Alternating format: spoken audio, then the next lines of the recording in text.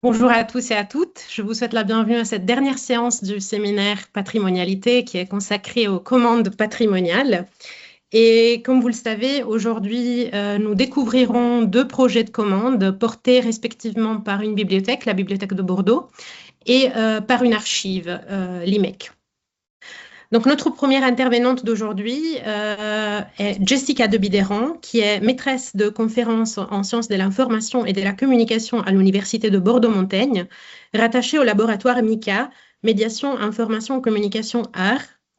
Ses recherches portent sur les processus de patrimonialisation numérique et la circulation documentaire des patrimoines, en particulier dans les champs des patrimoines littéraires.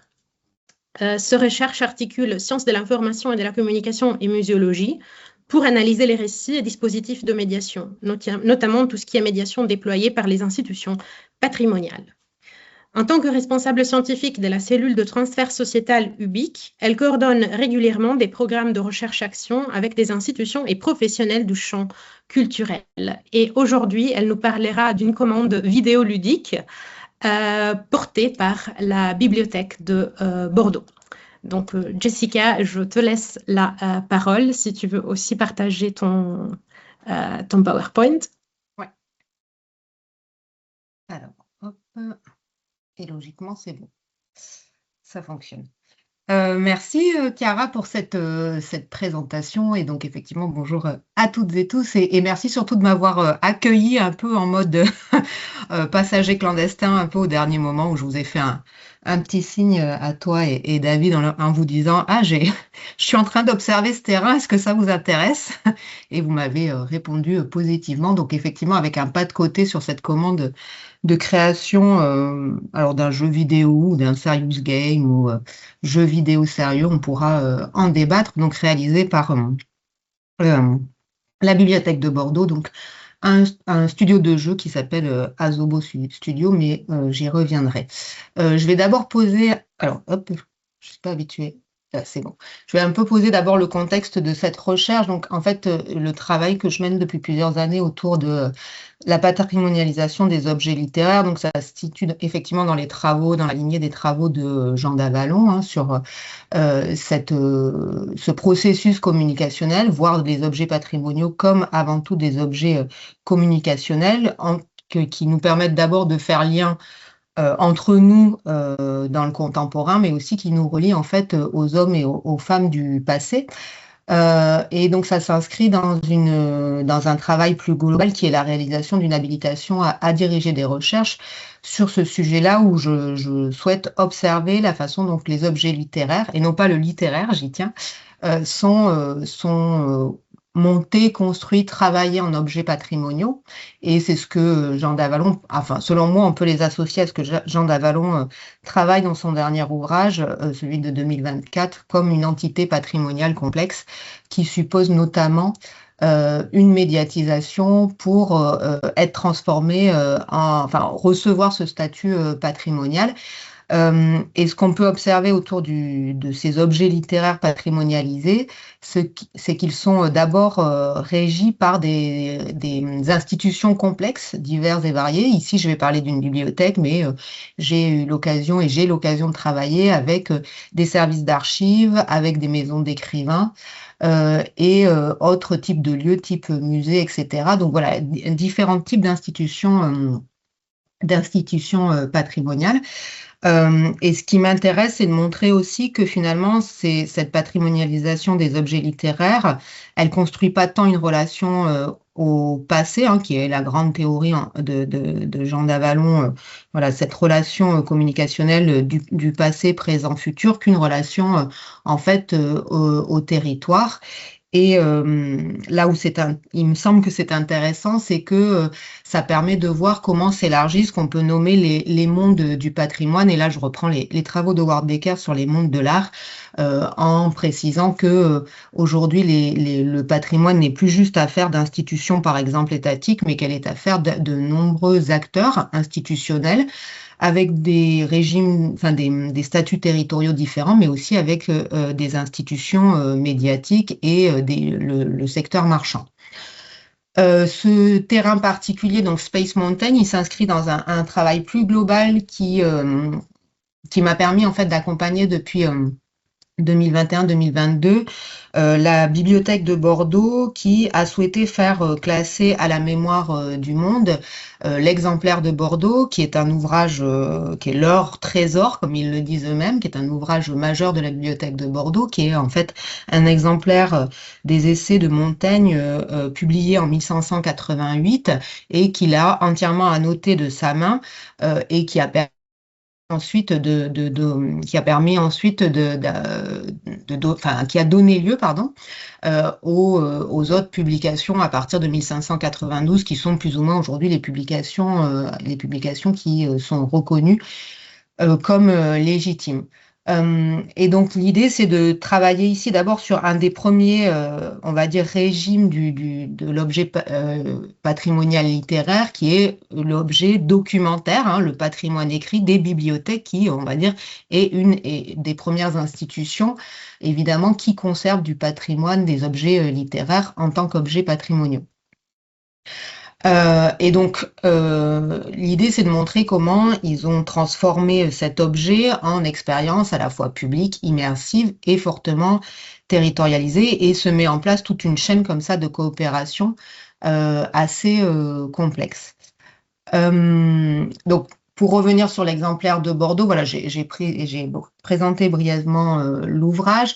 Donc, on retrouve effectivement différentes traces de cette première forme de présentation de cet ouvrage. Ici, j'ai mis la capture écran on peut considérer que c'est une sorte de catalogue en fait, hein, des fonds patrimoniaux de la Bibliothèque de Bordeaux, mais qui est un ouvrage qui a été publié dans les années 2010, si ma mémoire est bonne. Donc, il s'appelle Trésor de la Bibliothèque de Bordeaux et donc le terme trésor est employé dans le Code du patrimoine français, hein, pour définir les trésors nationaux que sont le patrimoine écrit. Hein. Pour définir le patrimoine écrit, on utilise le terme de trésors nationaux dans le Code du patrimoine. Donc, je trouvais intéressant de montrer comment les institutions bibliothèques, notamment, reprennent ce type, hein, ce terme qu'on va retrouver aussi, par exemple, en archives. Et quand on feuillette cet ouvrage, voilà, il y a évidemment des pages dédiées à ce qu'on appelle à Bordeaux le viaduc des trois M, c'est-à-dire Montaigne, Montesquieu, Mauriac, qui sont voilà les trois auteurs régionaux, territoriaux, dont les fonds sont majoritairement, alors c'est moins vrai pour Mauriac, mais quand même majoritairement conservés à la bibliothèque de Bordeaux et qui en fait la qualité de ce fonds patrimonial. Et puis, j'ai fait aussi une capture écran ici de l'inscription, enfin, en tout cas, de la reconnaissance par l'UNESCO de l'inscription de l'exemplaire de Bordeaux. Donc, ces essais annotés par Montaigne entre 1588 et 1592. Alors, je ne sais pas si vous connaissez le système de registre, enfin, le registre des mémoires du monde. C'est un registre qui est relativement récent dans l'histoire de l'UNESCO, si on compare au fait que, puisque ça voit le jour dans les années 90, et si on compare avec l'apparition du patrimoine mondial, le patrimoine mondial, les premières listes, c'est 1973, et c'est porté par des professionnels des documents, archives, bibliothèques en priorité, qui se rendent compte qu'en fait, évidemment, un monument dans l'espace public, il est là, il est présent, il est visible. Un document a fortiori précieux, il est de fait fortement invisibilisé. Et comment on peut faire reconnaître la qualité et la valeur de ce patrimoine, faire en sorte que ce soit aussi, que ces documents ne soient pas que des sources, par exemple, pour les historiens, mais soient aussi considérés comme des objets patrimoniaux. Et donc, ça veut dire mobiliser, notamment dans des récits pour les territoires, etc., etc. Donc, cet exemplaire de Bordeaux, il a été inscrit au registre Mémoire du Monde en 2023, après toute la rédaction d'un dossier qui mettait en avant l'exceptionnalité de ce document, sa rareté, et qui avait aussi pour vocation de montrer à quel point la valeur de la pensée de Montaigne est universelle, parce qu'évidemment, quand on est inscrit au registre Mémoire du Monde, il faut que ça parle à la quantité, enfin à l'ensemble des communautés mondiales, et on voit bien que assez vite, il peut y avoir, pour reprendre le titre d'une journée à laquelle on va être présente avec Chiara, il peut y avoir, si ce n'est des dissonances, au moins des discordances sur ce qu'on entend par patrimoine mondial. Et c'est vrai que si vous allez regarder, si vous êtes curieux et que vous allez regarder l'ensemble du registre et des documents qui sont inscrits par des pays aussi divers que la République islamique d'Iran, la Pologne, le Mexique, et enfin voilà, il y a une telle diversité de documents que parfois il peut y avoir même une forme de dissonance sur ces inscriptions. Donc, ce fameux trésor, il est évidemment extrêmement précieux. Il est, si je reprends les travaux de Nathalie Hennig sur voilà, les valeurs patrimoniales, l'axiologie du patrimoine, il rentre dans la catégorie de ce qu'on appelle les unicums, hein, c'est-à-dire, voilà, c'est le seul témoignage autographe qui subsiste de l'écriture originale des essais. On considère même qu'il y avait sans doute un double, en fait, un jumeau de cet exemplaire, mais qu'il a justement été utilisé pour rééditer ensuite les essais à partir de 1592 et que celui-ci a disparu puisque l'imprimeur aurait fait disparaître cet exemplaire. Donc voilà, il a ce côté unique, ce qui évidemment pour les objets littéraires est un cas enfin voilà, enfin c'est le cas des manuscrits, hein, évidemment, mais c'est a fortiori pour cette époque-là et évidemment extrêmement rare puisque il existe très très peu de manuscrits, pour ne pas dire pratiquement aucun de manuscrits du 15e, des 15e, 16e siècle.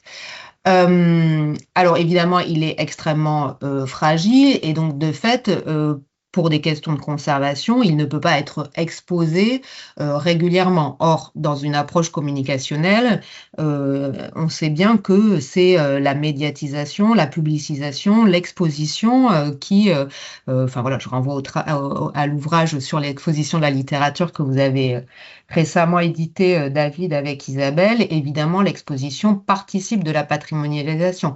Donc, comment on peut faire reconnaître la qualité, ne serait-ce que l'existence et la qualité de cet ouvrage quand on ne peut pas l'exposer? Il ne peut être exposé que tous les 25 ans. Alors, évidemment, on peut utiliser des facsimilés, etc. Mais oui, pour des raisons de conservation, il ne peut sortir que tous les 25 ans. En vrai, entre guillemets, exposé. Après, il y a régulièrement des visites qui sont proposées par la bibliothèque de Bordeaux où on peut aller dans les réserves et avoir une visite où on peut le regarder, mais il faut quand même être très très honnête, ça ne concerne qu'un public quand même très, pour ne pas dire, enfin voilà, un public très très très faible. Enfin voilà, en termes de nombre, voilà, il n'y a pas une cohue qui s'inscrit à ces visites patrimoniales. C'est plus drastique que le suaire de Turin, on dirait. Il est peut-être même plus sacré, parce qu'il est authentique celui-là. Ça.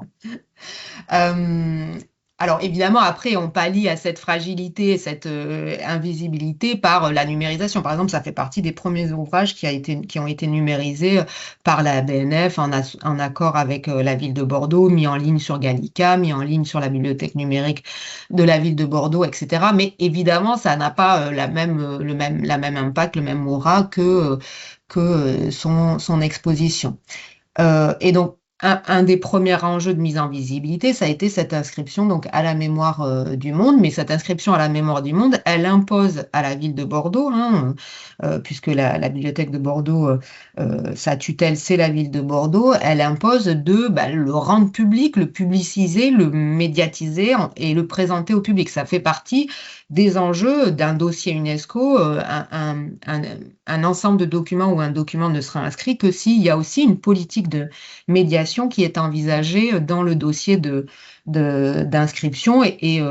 Voilà, moi j'avais été sollicitée justement dans tout le travail fait sur le dossier qu'on avait réalisé pour travailler, notamment avec des étudiants, sur voilà, quel type de projet de médiation on peut proposer, et donc pour participer à cette réflexion qui faisait partie intégrante du dossier d'inscription. Donc ben voilà la première page de ce fameux exemplaire de Bordeaux qu'on peut aller récupérer sur Gallica, donc un peu de chronologie, donc 21-23, donc voilà le classement UNESCO. Donc dans le dossier, l'idée c'est de formaliser qu'il a une valeur encore une fois universelle, que la philosophie de Montaigne c'est une pensée à la fois universelle et contemporaine, et évidemment tout un travail scientifique qui prouve son authenticité, etc.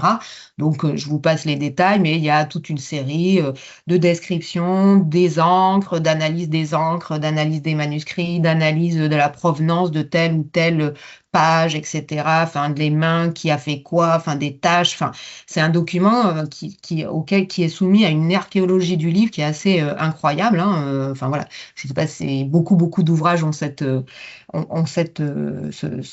exploration vraiment archéologique, mais il est totalement passé à tous les cribles et tous les outils possibles et inimaginables qui existent aujourd'hui. En 2024, il y a eu un espace qui a été ouvert sur lequel, là, je ne vais pas vous m'étendre, mais qui s'appelle la Station Montaigne. C'est le titre qui a été proposé par la ville de Montaigne, et c'est la ville de Montaigne, la ville de Bordeaux, qui est aussi la ville de Montaigne d'ailleurs. Donc, c'était la première étape de cette publicisation, c'était de créer donc un espace, un centre d'interprétation dès l'accueil dès qu'on pénètre dans la bibliothèque de Bordeaux, enfin la bibliothèque centrale, hein, la bibliothèque qui conserve les fonds patrimoniaux.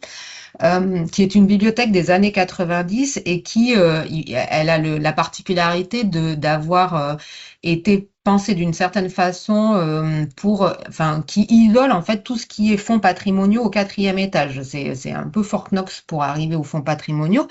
Donc il y avait cette idée que en fait nous les fonds patrimoniaux on n'est pas connus des usagers de la bibliothèque parce qu'on est vraiment au 4e étage. Même l'ascenseur pour y accéder il faut passer par le 3e étage puis monter un escalier. Enfin c'est tout un système un peu particulier, comme si on avait vraiment voulu isoler le patrimoine, pas faire en sorte qu'il soit au cœur de la bibliothèque, puisque bon, c'est une bibliothèque de lecture publique, hein, donc voilà, il y a tout ce qui est médias, CD-ROM, films, presse, etc. Et le patrimoine était un peu isolé, donc c'était l'idée de remettre dès l'entrée, dès le seuil, c'est pour ça que je fais une petite référence à Génette, donc dès le seuil de la bibliothèque, cet espace d'interprétation qui peut être considéré comme une forme d'épitexte public, hein, si je reprends les travaux de Génette, donc qui permet de rendre public et de présenter cet objet patrimonial, voilà, qui est vraiment destiné aux usagers de la bibliothèque, hein, et où il y a 2000-3000 personnes qui passent quotidiennement quand même,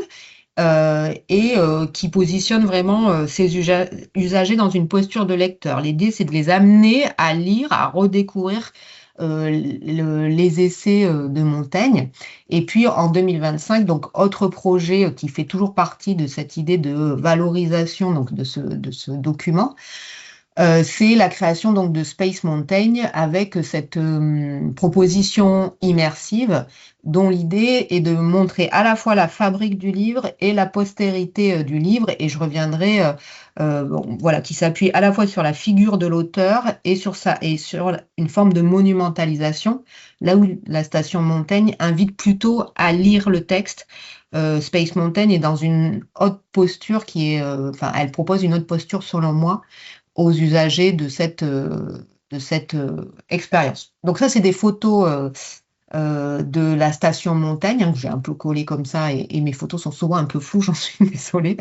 Mais voilà, je ne sais pas si vous vous rendez compte, mais on est vraiment au niveau de voilà, de l'entrée de la bibliothèque, et ça fait vraiment, voilà, ça reprend ce côté très centre d'interprétation. On donne des dates, on présente des textes, on explique voilà, les essais, Montaigne, à quel point il est contemporain pour aujourd'hui. On retrouve, voilà, ici, il y a un facsimilé qui est exposé, hein, de l'exemplaire de Bordeaux. Un buste contemporain de Montaigne, et puis on peut également le feuilleter avec un feuilletoir numérique.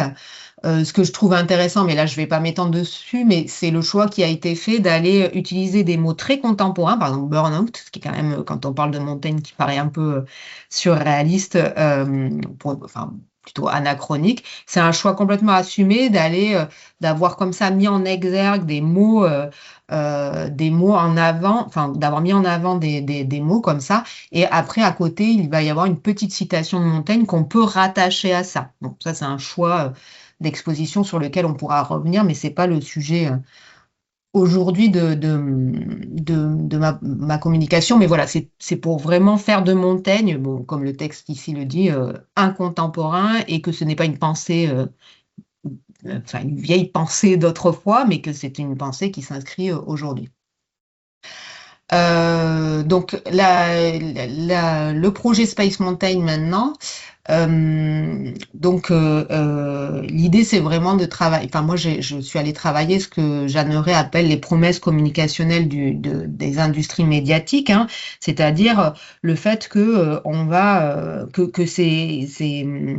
comment dire, que ces objets, ces dispositifs numériques, ils incorporent des promesses qu'intègrent eux-mêmes les professionnels du patrimoine, et qu'ils finissent finalement par complètement enfin qu'ils rendent complètement naturels, qu'ils ne mettent pas forcément à distance, et qu'ils reproduisent dans une forme d'injonction en tentant de répondre comme ça à des présupposés des publics, de ce qu'attendraient finalement les publics. Je vais avoir pas mal d'extraits de verbatim, puisque j'ai fait des entretiens avec les conservateurs des fonds patrimoniaux, et notamment pour suivre donc ces différents projets. Et par exemple, on a ce premier extrait que je trouve intéressant, c'est donc on savait qu'on voulait faire une expérience en réalité virtuelle. Donc dès le départ, finalement c'est le dispositif qui a cadré ce qu'on voulait faire pour le projet. C'est pas tant qu'est-ce qu'on veut raconter, hein, par exemple, ou on n'est pas parti de l'objet, mais on est parti du dispositif médiatique qu'on voulait utiliser. Une expérience immersive, le dossier UNESCO en 3D. Donc ça, c'est ce que m'explique le conservateur. Donc il y avait cette idée-là. Donc ensuite, il faut évidemment trouver de l'argent, hein, pour passer une commande à une société de jeux vidéo. C'est pas gratuit. Donc voilà, réponse aux appels à projets. Alors BNR, c'est Bibliothèque numérique de référence du ministère de la Culture, qui finance des projets qui sont dits innovants. Alors déjà, le terme innovant aussi, évidemment, hein, et lui aussi, il incorpore plein de représentations, plein d'idées. Donc, c'est un projet qui a été retenu parce que associé de la VR à une valorisation d'un texte, d'un objet documentaire, du patrimoine écrit, c'est quelque chose de finalement, Enfin, moi, c'est de la première expérience que j'observe mais peut-être que vous en avez d'autres, hein, mais que j'observe de ce type, en tout cas à l'échelle nationale. Donc, voilà, donc, qui a été retenu parce que ce côté VR, effectivement, a séduit les financeurs du ministère de la Culture. Et donc, pour le conservateur, il y avait vraiment l'idée, ils avaient déjà expérimenté des projets, notamment portés autour de Notre-Dame de Paris, portés par un autre studio de jeux vidéo, et là je vais avoir mangé complètement son nom, qui est les jeux vidéo, avec ce personnage qui va d'époque historique en époque historique. Bon, je suis Assassin's Creed, voilà. Le studio qui produit Assassin's Creed et qui fait aussi des projets notamment avec Notre-Dame de Paris, etc., puisqu'il y a des scènes qui se passent dans le Paris de la Révolution, me semble-t-il. Donc voilà, ils avaient testé, en fait, hein, les conservateurs, les membres de la bibliothèque avaient testé ces expériences, et ça a cadré le dispositif. Et donc l'idée, c'était vraiment de pas restituer un livre, hein. Évidemment, le livre, c'est compliqué.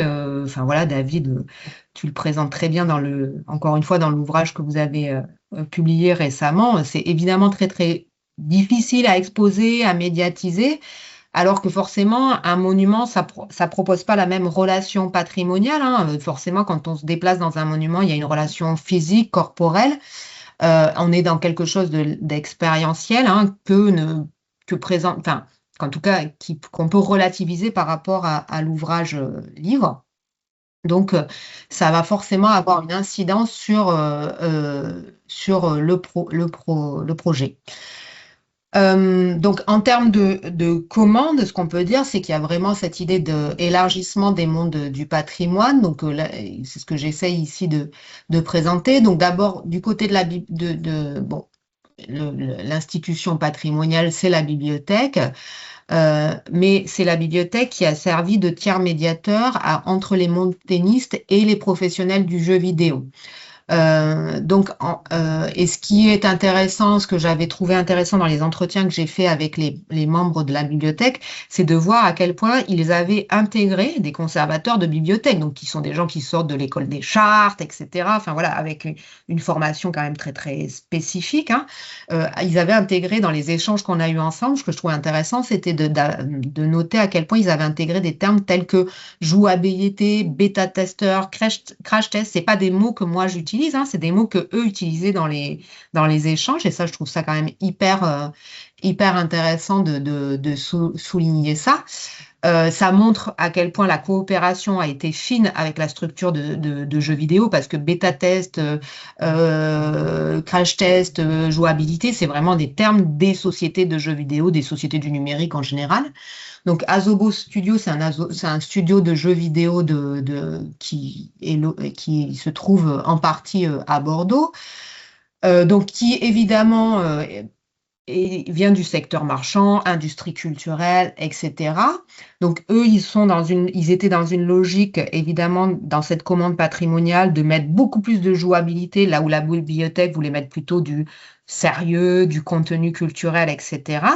Eux, ils intègrent le fait que le public veut du simple, du ludique, de l'amusement, etc. Or, ce qui est intéressant, c'est de souligner que quand il y a eu ces fameux crash tests avec des usagers de la bibliothèque, les retours ont montré que, en fait, les usagers avaient quand même tendance à vouloir du contenu et pas juste une simplification, quelque chose de très simple, etc.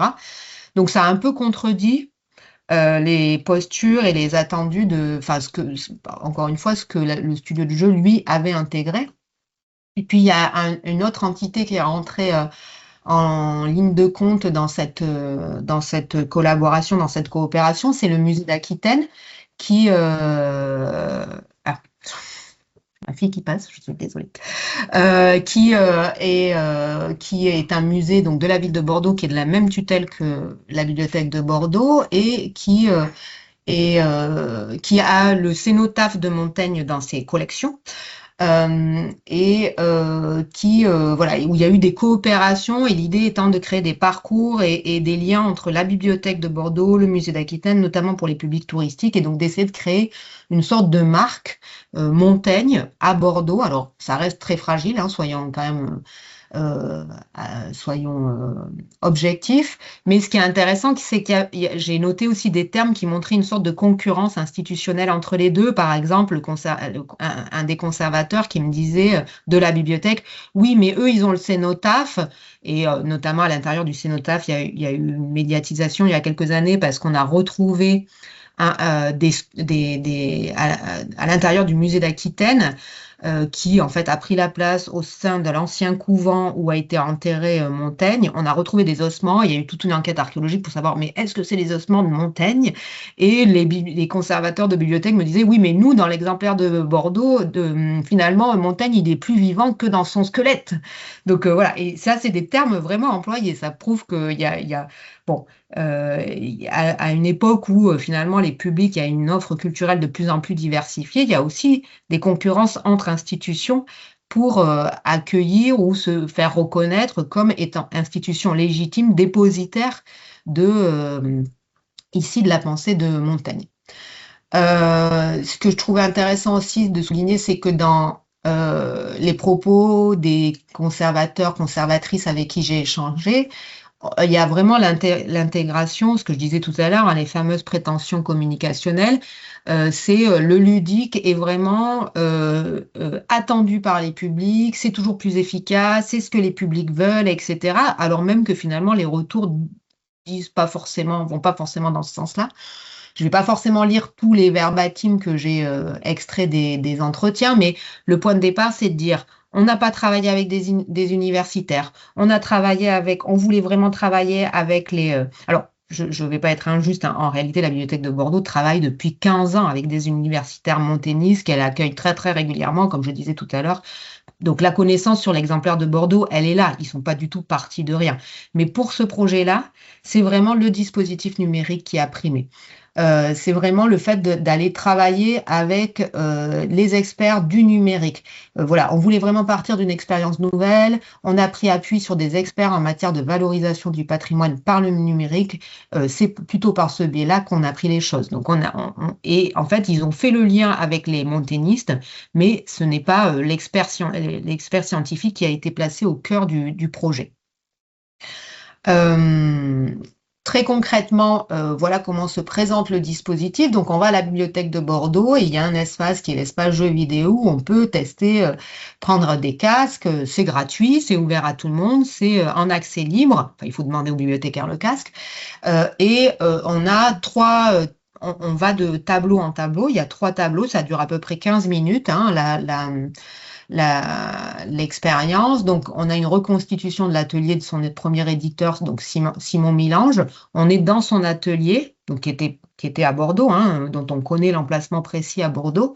Et on a l'éditeur qui nous rappelle qui nous explique comment a été fabriqués les essais. Donc, on est vraiment dans l'atelier d'impression. Ensuite, on est dans la tour de Montaigne. C'est Montaigne qui nous parle, mais il n'est jamais représenté physiquement en 3D. C'est une espèce d'avatar comme ça qui nous parle, un peu flou, une fumée. On a Montaigne, on est dans sa tour, dans son château, qui nous dit comment il a retravaillé progressivement son exemplaire, qu'il a écrit, etc. Donc cette tour, elle existe encore aujourd'hui. Autant l'atelier de Simon Milange, c'est une reconstitution, autant la tour, elle existe encore aujourd'hui. On peut la visiter. Voilà, elle est connue pour avoir sur les poutres des pensées de Montaigne qu'il avait fait inscrire sur les poutres. Et le 3e tableau, on est autour de son cénotaphe, donc qui est aujourd'hui au musée d'Aquitaine, qui a été qui était dans un ancien couvent qui a disparu. Et là, on est dans une pièce très sombre et c'est Marie de Gournay, son éditrice posthume, qui nous parle et qui nous dit quelle a été finalement la postérité de ce livre et comment il est arrivé finalement à la bibliothèque de Bordeaux en passant par la bibliothèque de ce couvent, puis confiscation révolutionnaire, première création de la bibliothèque de Bordeaux, etc., etc. Donc ça c'est le projet. Donc ce que moi je note, c'est que d'abord on a une forme de réautographisation, j'y arrive, de l'œuvre littéraire par cette monumentalisation. En fait, ça prend place dans ce que moi j'avais appelé dans mon travail de thèse des monuments virtuels. On crée des espaces en 3D pour expliquer la fabrication du livre. Et on est vraiment sur une approche documentaire du littéraire. On n'est pas dans la pensée de Montaigne, cet extrait le dit très bien, hein, le fil conducteur, c'est l'ouvrage matériel, ce qu'on a classé, c'est l'ouvrage, sa matérialité. Voilà, on raconte pas l'histoire de Montaigne, on raconte pas l'histoire de la philosophie de Montaigne. D'ailleurs, c'est plus un projet, selon les conservateurs, pour des historiens qu'un projet pour des littéraires, par exemple, parce que c'est pas la pensée de Montaigne, mais c'est comme l'ouvrage qui est au cœur du projet. Et puis voilà cette idée d'ancrer dans des monuments virtuels. Donc il y a beaucoup de choses qui sont faites pour donner un effet de réel, une forme de scientificité dans la reconstitution. C'est par exemple des travaux qui avaient été faits par Émilie Flon qui montrent que ces mises en scène, elles permettent de créer du sens, elles permettent de donner de l'épaisseur à des objets historiques. Et voilà, et c'est ce que dit très bien cet extrait de l'échange. C'est une expérience incarnée. C'est plus facile d'incarner dans ces lieux qui sont repérables, donc physiquement sur le territoire, que dans l'univers éthéré de la réflexion philosophique. Et c'est ma dernière slide, et je vois que j'étais peut-être un peu longue, mais j'espère que ça va. Ce que ce terrain révèle pour moi, d'abord, c'est que la commande patrimoniale, elle transforme l'objet patrimonial en lui-même et elle transforme aussi l'institution. C'est pas juste je passe une commande, c'est externalisé et l'institution n'est pas bouleversée. On voit bien comment l'institution patrimoniale, elle intègre du vocabulaire, elle intègre des attentes, elle intègre des injonctions et toute une série finalement d'actions qui fait que elle attrape un peu les termes, les façons de travailler, les processus de travailler des industries médiatiques. Les industries médiatiques, finalement, elles deviennent, mais c'est le cas déjà des premières éditions au 19e et 20e siècle, hein, mais les anthologies, etc., les dictionnaires, mais encore, enfin voilà, là, c'est des industries médiatiques qui sont a priori assez loin de l'univers littéraire. Elles produisent de la valeur patrimoniale. Elles sont pas seulement là pour avoir une production technique. Et le patrimoine d'une façon générale, et je pense que c'est vrai pour le patrimoine en général et pas seulement le patrimoine littéraire, il est reconfiguré par ces médiations et il est soumis comme ça à des usages et des mises en scène, notamment, comme je le disais au départ, selon moi, avant tout d'ailleurs territoriaux, mais aussi sociaux, idéologiques, etc. Et je m'arrêterai là.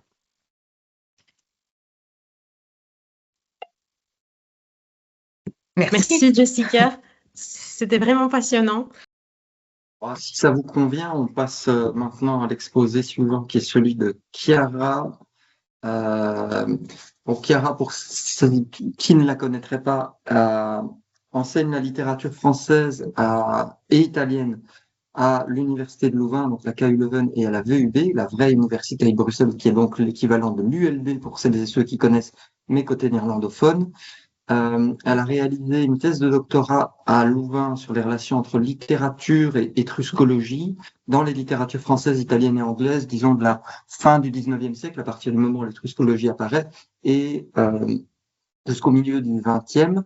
Et depuis 4 ans maintenant, elle mène des recherches sur les commandes muséales de textes adressés à des écrivains, soit par des institutions muséales ou archivistiques, soit via des initiatives qui sont prises par les éditeurs avec des collections comme Manu au musée, Récits d'objets et d'autres encore. Elle est l'organisatrice de ce séminaire patrimonialité que je trouve remarquable depuis le début et qui est et donc je me réjouis de la publication future. Et aujourd'hui, donc elle clôture le séminaire avec un exposé consacré à une toute petite collection.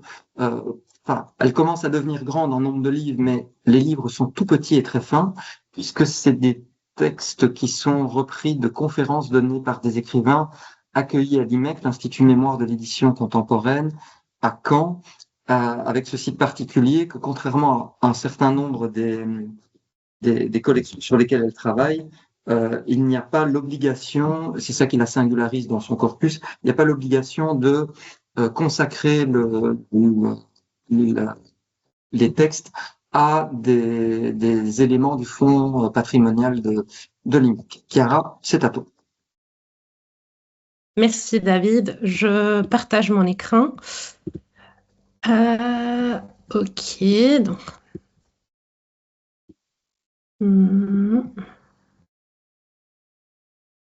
Est-ce que vous voyez? Absolument. Je voyais si je pouvais présenter sans le... Bon, c'est pas grave. Ok. Donc, comme vous le voyez, le titre de ma communication a quelque peu changé. Dans le résumé, j'avais proposé commande camouflée, alors que, comme ça arrive souvent, mes analyses, ma recherche m'a conduite à changer le titre et à réorienter un tout petit peu mon propos. Donc, vous connaissez tous et toutes l'IMEC, fondé à l'automne 1988 par Olivier Corpet. L'Institut Mémoire de l'édition contemporaine est aujourd'hui l'un des principaux centres d'archives français consacrés à l'histoire littéraire, éditoriale et culturelle de l'époque contemporaine. Dès son installation à l'abbaye d'Ardenne en 1996, l'IMEC tend à se présenter, tant par son discours institutionnel que par ses initiatives culturelles, comme un lieu à double vocation, situé à l'intersection de deux conceptions de l'archive. Donc, d'une part, il reprend la représentation traditionnelle de l'archive comme lieu de conservation du patrimoine documentaire et garant de la mémoire, dont la mission première consiste à préserver les traces du passé afin de permettre à la recherche de les redécouvrir. Cela émerge clairement, par exemple, dans la présentation de l'archive sur le site de l'institution. On voit très bien la dimension patrimoniale de l'IMEC, qui se présente comme une institution qui préserve et met en valeur une collection exceptionnelle d'archives de l'édition, de l'écriture et de la pensée contemporaine, comme une institution qui contribue au développement des savoirs et qui est ouverte à la recherche dans le cadre d'une mission publique d'intérêt scientifique et culturel. D'autre part, l'IMEC revendique également un rôle de laboratoire de création et d'expérimentation, aussi bien artistique que littéraire, faisant de l'archive non seulement un vaste dépôt de conservation, mais aussi un puissant moteur de production culturelle contemporaine. À cet égard, il n'est pas anodin de relever au fil des entretiens accordés par Nathalie Léger, la directrice actuelle de l'IMEC, des affirmations présentant l'institution comme un réservoir d'idées et de potentialités inachevées. L'IMEC est souvent présenté comme un lieu d'hypothèse, un lieu de fragments, un espace qui fait signe et où l'on peut faire l'expérience de moments de grâce. Une telle présentation de l'institution contribue à déplacer la perception de l'archive d'un lieu clos et figé vers l'imaginaire d'un espace ouvert de découverte et interprétation qui serait toujours un devenir.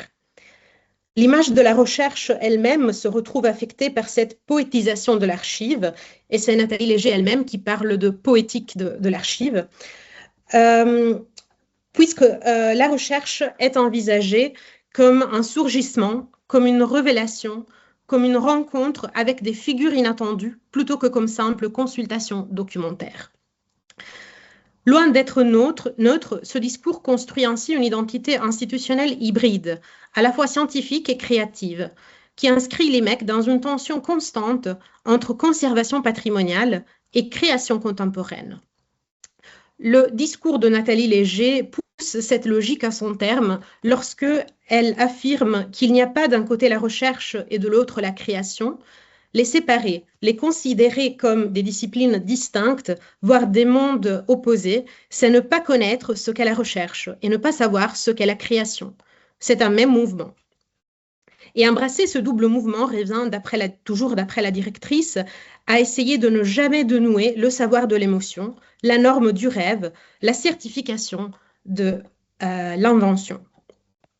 Cette approche institutionnelle se concrétise dans la programmation culturelle de l'IMEC, notamment à travers la mise en place d'une série de projets animés par le principe de la commande. Parmi ces projets figure d'abord le cycle de cartes blanches intitulé Le lieu de l'archive, lancé en 2016 à l'occasion de l'inauguration de la nef, un espace au sein de l'abbaye d'Ardenne spécialement conçu pour accueillir des expositions. Dans le cadre de ce projet, des écrivains, des artistes ou des intellectuels sont invités à porter un regard singulier sur les collections de l'institution et à concevoir à partir de celles-ci une proposition curatoriale originale. Comme l'ont montré David Martens et Camille Van Vive, par ces cartes blanches, les archives cessent d'être envisagées comme des simples lieux de conservation ou d'études pour devenir la matière première d'une interprétation inédite et créative, conforme à l'idéal institutionnel qui entend faire de la recherche et de la création les deux versants d'un même geste. Dans la même logique s'inscrit également le projet Diaporama, une collection éditoriale inaugurée en 2019 et issue de commandes d'écriture adressées par l'IMEC à plusieurs écrivains contemporains, parmi lesquels Tanguy Viel, Olivia Rosenthal, Thomas Clerc ou encore Maëlys de Kerangal. De son titre, composé de diapo, radical de diapositive, et de orama, du grec orama, ce que l'on voit, spectacle, la collection se présente comme un dispositif à la fois intermédial et multimodal, au sein duquel s'articule dans un rapport de complémentarité non seulement le texte et l'image, mais également l'écriture et la performance, le spectacle. Cette dimension hybride et transmédiatique, déjà perceptible dans certaines expositions réalisées dans le cadre du projet Le lieu de l'archive, apparaît clairement dans le texte de présentation de la collection qui définit, tout en le mettant en scène, le cadre de la commande au sein de laquelle les auteurs sont invités à concevoir leur contribution. Pour parler autrement d'écriture, l'IMEC invite des écrivains à explorer leur propre travail en s'appuyant sur un recueil d'images librement composé par eux. Archives, photos découpées dans les journaux, albums de famille ou photogrammes. Cela aurait pu s'appeler photoroman ou ma vie illustrée. Ce fut Diaporama. Jadis, dans les lointaines années 70, un conférencier arrivait dans une ville avec son lot de diapositives pour faire découvrir au public médusé des territoires sauvages et inconnus. Ici, le territoire sauvage et inconnu, c'est l'écrivain au travail. Diaporama est à la fois le roman photo de l'écriture, un petit traité de poétique imagée, une invitation à parler de soi en regardant ailleurs. Chaque diaporama a d'abord fait l'objet d'une conférence à l'abbaye d'Ardenne, en Normandie. Donc, comme le souligne ce texte de présentation, la collection Diaporama se définit avant tout par le dispositif de création intermédiaire qu'elle met en place. Présenté comme le roman photo de l'écriture, un petit traité de poétique imagée, une invitation à parler de soi en regardant ailleurs, elle invite explicitement chaque auteur à élaborer une réflexion sur l'écriture à partir d'un ensemble d'images librement choisies, conférant ainsi aux images un rôle structurant dans le processus de création. À cette première forme de dialogue entre les médias s'ajoute une dimension performative, puisque avant de devenir un objet livre, chaque diaporama existe d'abord comme performance, comme spectacle in situ. Dans cette perspective, l'abbaye d'Ardenne assume une fonction qui n'est pas sans rappeler celle des commanditaires de la Renaissance. Elle se profile non seulement comme l'instance à l'origine du processus créatif, mais aussi comme le lieu privilégié de son actualisation publique. Par exemple, ici, vous pouvez voir un post Instagram qui a été publié sur le compte de l'IMEC pour le lancement du dernier livre de la collection, L'idiote du village. Vous voyez qu'il y a une soirée avec la participation de l'autrice Laura Vasquez, ou encore ici, vous trouvez l'invitation à la soirée Diaporama avec Stéphane Bouquet et Olivier Cadio. Donc, cette configuration redéfinit en profondeur les rapports entre institution, auteur et œuvre, dans la mesure où la production du texte ne peut être dissociée du dispositif qui la rend possible. Au sein de ce projet, l'écriture ne se présente plus comme un geste individuel et autonome, à supposer qu'une telle conception de la littérature soit encore envisageable aujourd'hui, mais s'inscrit dans un cadre de production conçu, activé et orienté par l'IMEC, qui détermine à la fois les conditions de création et les modalités de restitution et de diffusion des œuvres. L'institution intervient ainsi à plusieurs niveaux du processus. En amont, par la commande, pendant, en tant que site d'énonciation performative, et en aval, par la transformation de la performance en objet livre. Loin d'être un simple décor, l'IMEC apparaît dès lors comme un co-auteur de Diaporama, engageant ainsi une forme d'autorialité partagée. Pour le dire avec la terminologie d'Olivia Rosenthal et Lionel Ruffel, Diaporama est à tous égards un exemple de littérature hors du livre, et plus particulièrement de littérature contextuelle, c'est-à-dire d'une littérature qui se fait donc en contexte et non dans la seule communication in absentia. Dans cette optique, l'objet livre n'est plus une fin ultime, puisque l'œuvre commence avant lui dans le travail d'immersion, la performance en situation, le positionnement du regard. Le livre n'étant à la limite qu'une étape d'enregistrement et de formalisation d'une expérience qui constitue l'essentiel. Elle se poursuit après lui, le livre prenant dès lors une fonction programmatique pouvant être prolongée dans des pièces sonores ou des performances, sur d'autres supports, dans des collaborations diverses, pouvant même donner lieu à de nouvelles expériences dans le réel ou même être prolongées par d'autres. En termes de dynamique d'interdépendance entre œuvres commandées et institutions commanditaires, la collection Diaporama ne se distingue guère d'autres initiatives similaires développées en France ou ailleurs au cours des 15 dernières années.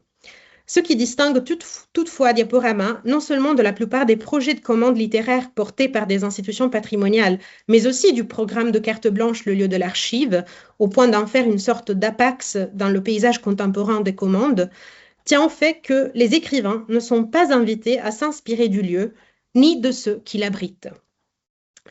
Contrairement à des projets tels que la collection Récits d'objets, dans laquelle la commande prévoit que chaque auteur s'empare d'un objet afin qu'il s'en inspire et ce faisant qu'il contribue par l'écriture à sa valorisation, Diaporama semble, du moins à première vue, déplacer la focale de l'institution, de son site iconique et du patrimoine dont elle est garante, vers l'écrivain et sa pratique d'écriture, bien sûr. Comme le précise Nathalie Léger, dans le cadre de Diaporama, les écrivains sont appelés à essayer de décrire ce qui se passe quand on est à sa table de travail. Le temps, la solitude, l'entêtement, les bifurcations, les ruses. Et à mettre en mots le moment où l'écrivain écrit, la représentation qui se fait de son propre travail. Malgré le rôle imposant de Deus ex machina qu'elle endosse en tant que commanditaire, l'institution semble donc, du moins thématiquement, se mettre en retrait, en laissant le devant de la scène à l'écriture, et plus précisément à la représentation de l'écriture en train de se faire. Dans la mesure où toute réflexion sur l'écriture implique nécessairement une mise en jeu de la figure de l'écrivain lui-même, cette injonction thématique engage une dynamique autoréflexive qui tend vers l'autoportrait, un genre dont Michel Beaujour rappelle que l'énonciateur tente de dire ce qu'il est maintenant, tandis qu'il écrit, de sorte qu'il n'y a pas d'autoportrait qui ne soit celui d'un écrivain en tant qu'écrivain. Dès lors, l'autoportrait apparaît moins comme un choix générique délibéré que comme un passage obligé, voire une conséquence structurelle du dispositif mis en place par l'IMEC. Par le cadre qu'elle impose, la commande fonctionne ainsi comme une sorte de miroir, objet que Michel Beaujour désigne d'ailleurs comme métaphore maîtresse de l'autoportrait moderne, mais donc un miroir permettant aux écrivains sollicités d'appréhender leur propre pratique, comme depuis l'extérieur. Cette dynamique se trouve toutefois complexifiée par une autre injonction constitutive du projet, celle qui invite l'écrivain à parler de soi, certes, mais en regardant ailleurs, notamment vers des images. L'autoportrait ne se construit donc pas dans le seul face-à-face de l'écrivain avec lui-même, mais dans un détour obligé par des images qui déplacent, filtrent, dédoublent et parfois déforment le regard que l'écrivain porte sur soi.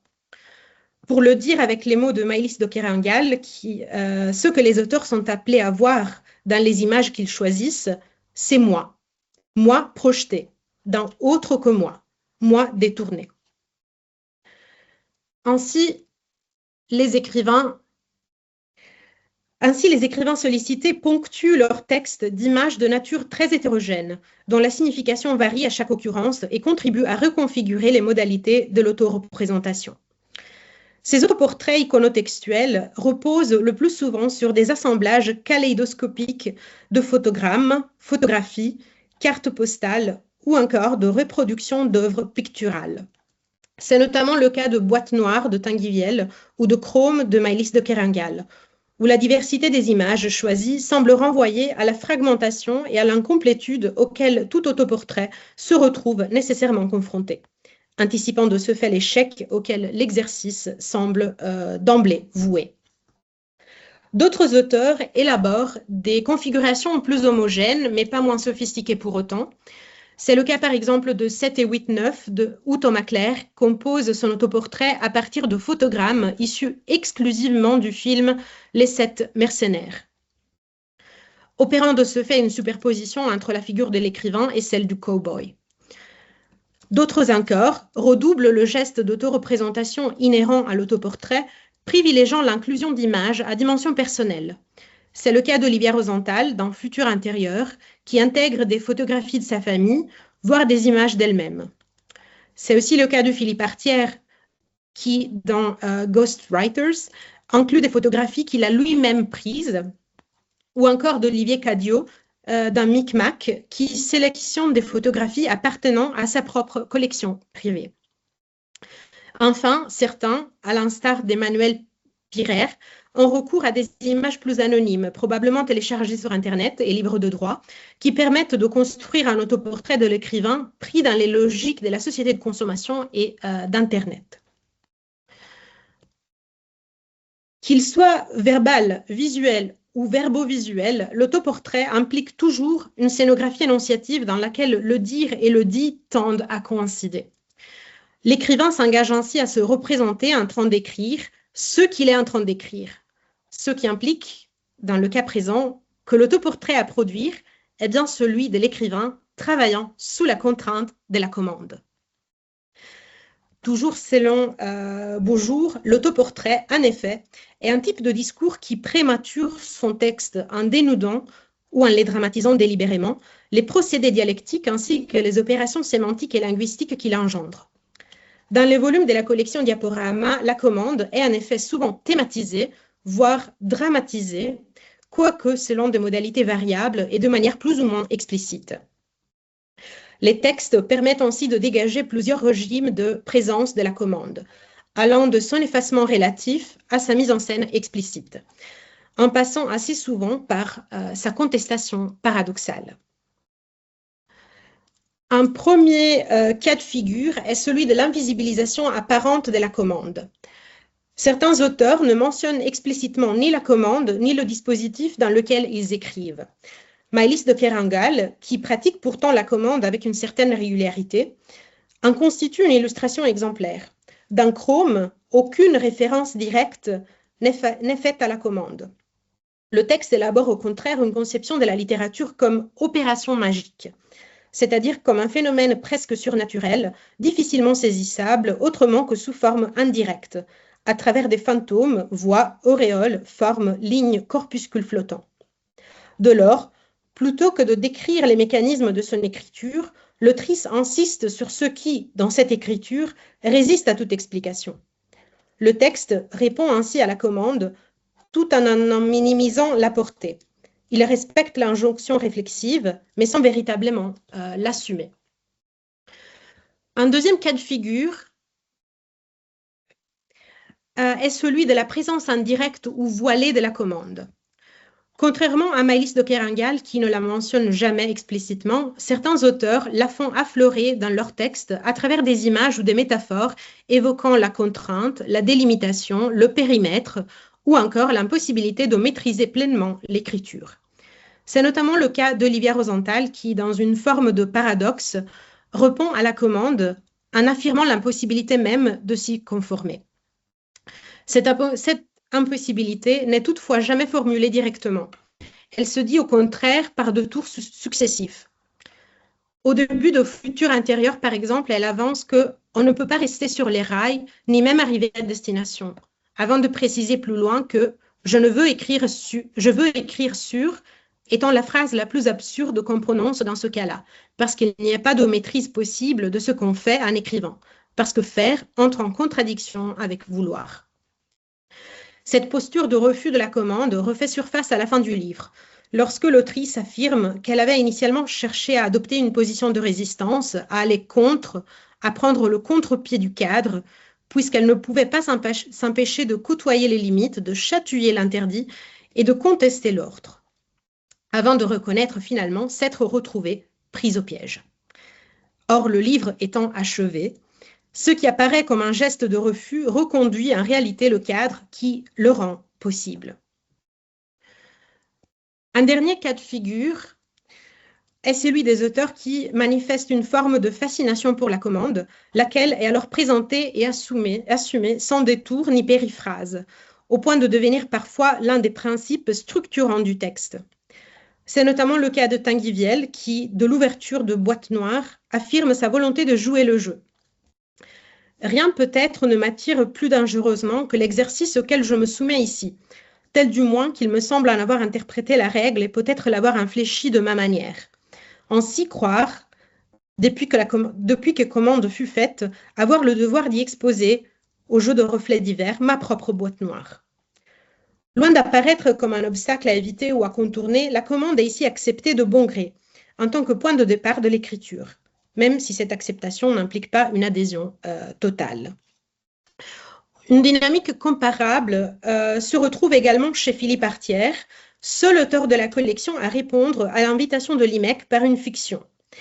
Il choisit de faire de la commande l'un des thèmes de son récit. Dans Ghostwriters, fiction d'anticipation peuplée d'écrivains qui écrivent sur commande en échange d'argent, mais aussi d'écrivains qui, en revanche, écrivent clandestinement comme acte de résistance, la commande se trouve déplacée dans l'espace fictionnel et redoublée par le récit lui-même. Elle n'est donc plus seulement évoquée ou commentée, elle devient un principe générateur de fiction. Un autre cas intéressant est celui d'Olivier Cadiot, qui, dans Micmac, choisit de répondre à la commande en évoquant des commandes intérieures, qu'il a donc déjà acceptées et accomplies. Il évoque par exemple qu'il y a quelques années, on lui a commandé un audio guide sur un lieu de New York de son choix et qu'il a choisi le Met. Ou encore qu'un réalisateur lui a demandé d'élire un lieu à Paris et d'écrire un texte sur cet endroit et qu'il a alors choisi un quartier disparu situé entre le Louvre et les Tuileries. Et enfin, il évoque aussi qu'un jour, il a reçu la commande d'un livre à réaliser avec un artiste, avec la terrible injonction « fais ce qu'il te plaît ». Et Cadieux affirme « c'est la pire commande, tu es libre, je veux des contraintes avec lesquelles composer ». Par ce choix d'évoquer les commandes antécédentes, Cadieux façonne un véritable ethos d'écrivain sur commande, par lequel il parvient à s'engager dans une réflexion sur les effets de la commande sur son écriture. Ainsi précise-t-il que les contraintes finissent par tisser une toile sur laquelle résonnent des embryons d'histoire. C'est grâce à ces enchaînements de nœuds qu'un livre se construit. Chez Thomas Clerc, toutefois, la commande cesse d'être un simple cadre ou un thème pour devenir le véritable centre névralgique du texte. Dans 7 et 8-9, Clerc construit un autoportrait de l'écrivain sous commande à travers les photogrammes du film Les 7 mercenaires, et plus particulièrement en superposant la figure de l'écrivain à celle du mercenaire. Une telle identification est loin d'être anodine. Dans l'économie du dispositif diaporama, le mercenaire apparaît comme une figure particulièrement apte à penser la condition de l'écrivain commandité. Comme lui, l'écrivain se voit confier une mission dont il n'est pas l'initiateur, dont les contours sont, au moins en partie, définis par autrui et qui s'inscrit dans un cadre de rétribution économique. Cependant, à l'instar du mercenaire du film, l'écrivain demeure libre dans sa manière d'accomplir la mission qui lui est confiée, de sorte que l'acceptation de la commande n'exclut pas la liberté d'invention. À travers cette figure du mercenaire, Clerc propose donc une réflexion moins sur la commande que sur la condition de l'écrivain contemporain, dont l'activité s'inscrit de plus en plus fréquemment dans des dispositifs institutionnels curatoriaux ou patrimoniaux. La commande est ainsi réinvestie comme un laboratoire créatif plutôt que comme espace de limitation ou prescription. Si d'un point de vue thématique, l'écriture et la commande occupent le devant de la scène, l'IMEC et ses archives ne figurent jamais dans les textes des auteurs sollicités, à l'exception d'un discret clin d'œil de la part de Thomas Clerc. L'IMEC occupe en revanche une place majeure au sein des espaces paratextuels, où elle encadre et légitime non seulement le projet éditorial et par là même de la commande, mais aussi sa part d'octorialité. L'énonciation institutionnelle de l'IMEC passe ainsi d'abord par l'énonciation éditoriale, et plus particulièrement par la dimension graphique des volumes. Dans l'esprit de la collection éditoriale, tous les volumes adoptent une maquette homogène, tant du point de vue du format que des choix graphiques et typographiques. Dans une esthétique épurée, légère et minimaliste, évoquant celle du White Cube, les livres de la collection reprennent la palette chromatique de l'IMEC. Le blanc pour le fond, le noir pour le titre de l'ouvrage, placé au premier plan de la couverture, ainsi que pour le motif géométrique dessiné à partir de mots-clés du récit. Et enfin l'orange, couleur la plus saillante, utilisée pour identifier, tout en les valorisant, les instances principales du projet, l'auteur et la collection. Cette économie chromatique, en apparence neutre et minimale, relève en réalité d'une logique de codification visuelle qui contribue à renforcer l'unité de la collection et à en affirmer la cohérence, en organisant la perception des volumes selon une logique de série. Au sein de ces cadres qui se donnent comme effacés, voire transparents, mais qui n'en demeurent pas moins contraignants, s'ouvre toutefois un espace de liberté, celui du centre de la couverture, réservé au titre et à des motifs géométriques dessinés à partir des mots-clés du récit. Ces motifs, à chaque fois singuliers, à chaque fois différents, évoquent des constellations qui semblent toutefois relever moins de l'astronomie que de l'archive. En suivant cette métaphore, d'ailleurs déjà mobilisée par Nathalie Léger pour décrire le travail de commissaire invité de Jean-Michel Alberola dans le cadre du projet Le lieu de l'archive serait un réseau, un lieu fait de relations susceptibles de s'établir, selon une infinité de configurations, entre différents fragments qui ne demandent qu'à être remis en relation et par là même réinscrits dans un contexte. Les constellations figurées sur les couvertures, tout comme l'archive, ne possèdent ni centre ni hiérarchie préétablie, puisque leur organisation repose moins sur un ordonnancement linéaire ou séquentiel que sur une logique rhizomique et relationnelle. L'autoportrait apparaît alors comme un genre d'autant plus pertinent dans ce contexte qu'il partage avec la conception de l'archive promue par l'IMEC une même logique rhizomique et relationnelle. Toujours selon Beaujour, l'autoportrait se caractérise en effet par l'absence constitutive de récit suivi ou d'histoire systématique. Loin de se déployer selon une logique séquentielle ou chronologique, il tend à prendre la forme d'une sorte de bricolage maladroit, voire d'un assemblage, dont la cohérence reposerait sur un système de rappel, de reprise, de superposition ou de correspondance entre des éléments homologues et substituables. Ce qui est particulièrement évident si on considère la nature iconotextuelle des volumes.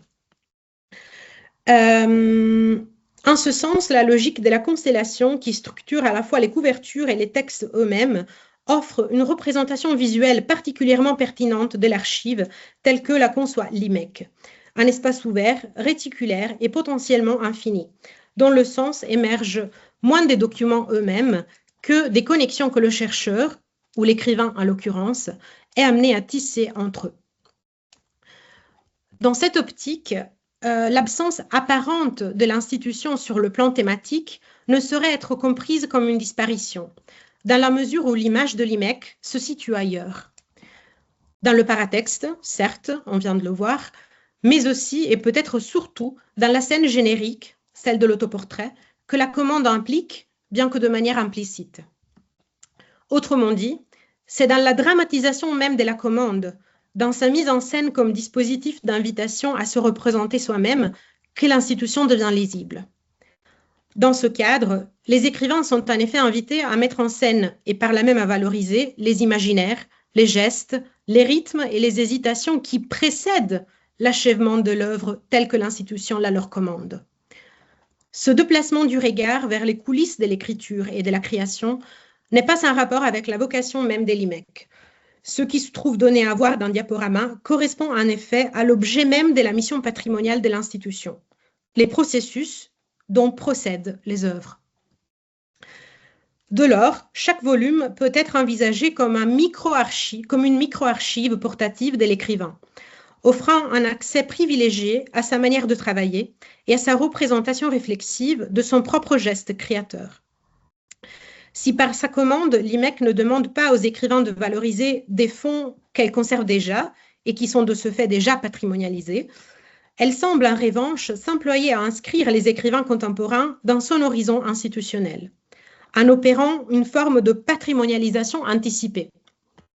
Avec Diaporama, l'IMEC valorise ainsi ce qu'elle conserve, les coulisses de l'écriture, tout en contribuant à constituer, presque par anticipation, ce qu'elle espère pouvoir un jour conserver, les archives des auteurs sollicités. Dans cette perspective, le dispositif produit un effet de retournement particulièrement significatif, alors que les écrivains sont invités à parler d'eux-mêmes en regardant ailleurs, à travers le détour des images. L'institution semble, elle aussi, se donner à voir indirectement, en regardant ailleurs, notamment à travers les textes. Ainsi, derrière l'autoportrait des auteurs se dessine en creux celui de l'institution, qui trouve dans la dramatisation même de la commande le principe de sa propre visibilité. Autrement dit, c'est la mise en scène de la commande comme scène d'énonciation qui constitue un retour, le mode de représentation de l'institution elle-même. Voilà, et je m'arrête ici. Merci beaucoup, Chiara.